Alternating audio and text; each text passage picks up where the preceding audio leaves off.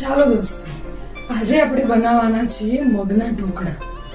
મગના ઢોકળા બનાવવા માટે 600 ગ્રામ મગ લેવા, 100 ગ્રામ અડદ દાળ, 100 ગ્રામ ચોખા અને 50 ગ્રામ સિંગ લેવી અને બધું 4 થી 5 કલાક પલાળી તેને જો આપણે આ મિક્સર રેડી થઈ ગયું છે. બરાબર. હવે આપણને એવું લાગતું હોય થોડું જાડું પડે તો સહેજ પાણી છાશ અંદર વેડી સહેજ પાતળું કરી લેવું. મેં છાશ જ વેડી બધા મિક્સરમાં, પણ આ થોડું પાણી પણ વેડી દીધું. આટલું જાડું રાખવું, બહુ પાતળું નહીં કરી દેવાનું, આટલું જાડું મિનિમમ રાખવાનું. હવે એના અંદર જે આપણે નાખવાનું છે એ બતાવી દઉં. અંદર આવશે 2 ચમચી જેવા લસણ મરચાં,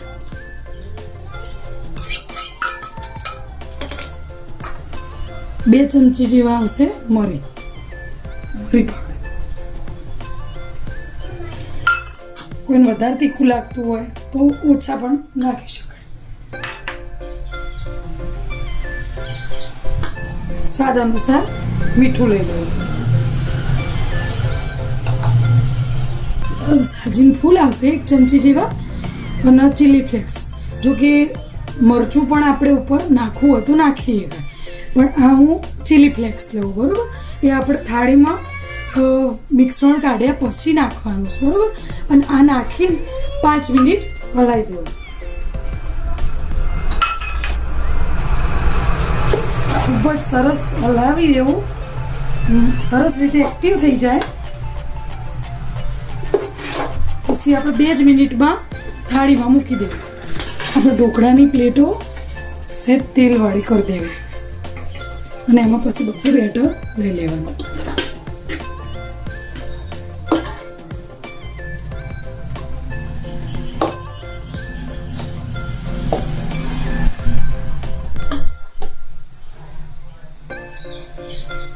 જાડા કરવા હોય તો 1 ચમચો વધારે નાખવાનો, બાકી 3 ચમચા ચાલે છે.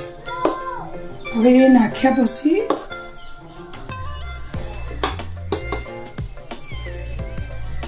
આપણે એના ઉપર ચીલી ફ્લેક્સ નાખી દેવાના.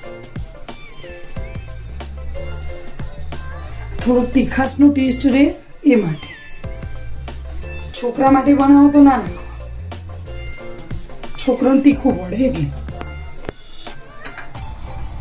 અને હવે આપણે આમાં પાણી ઉકળવા મૂક્યું હતું, જે ઉકળી ગયું છે. હવે આપણે એના અંદર મિક્સર મૂકી દઈએ. 5 થી 7 મિનિટ બફવા દેવાનું. જો આપણા ઢોકળા બનીને રેડી થઈ ગયા છે. બરાબર. હવે આપણે આને કાપીને તાસમાં લઈ લઈએ. આજે અમે થોડા વધારે બનાવ્યા, કારણ કે અમારે ત્યાં મહેમાન હતા. 10 થી 15 જણ ખાઈ શકે એટલા ઢોકળાનો નાસ્તો રેડી થઈ ગયો છે. કાઢીને પછી આપણે એને વઘારી લઈએ. જો આપણે વઘાર કરી લઈશું. એમાં 2 ડોકલી તેલ લીધું, 1 ચમચી તલ અને 4-5 કળી મીઠા લીમડાના પત્તા. ગાર્નિશ માટે આપણે કોથમીર લઈશું અને વઘાર માટે આપણે રાઈ લઈ લઈશું, રાઈ અને હિંગ.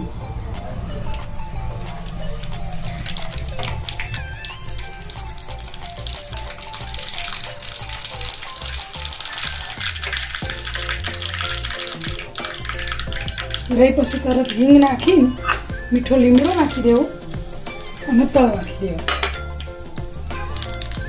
આપણે ઢોકળા ઉપર વેડી દેવું.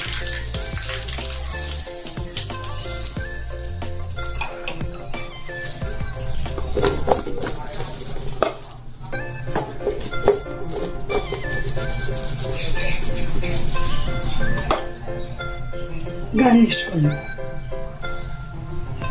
જો કે આજ મારા મહેમાન હતા એટલે મેં થોડા વધારે બનાવ્યા, પણ તમે તમારી રીતે બનાવી શકો.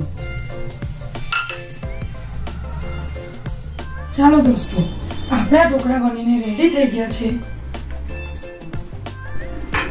જો દોસ્તો તમને અમારી વાનગી ગમી હોય તો લાઈક, કમેન્ટ, સબસ્ક્રાઈબ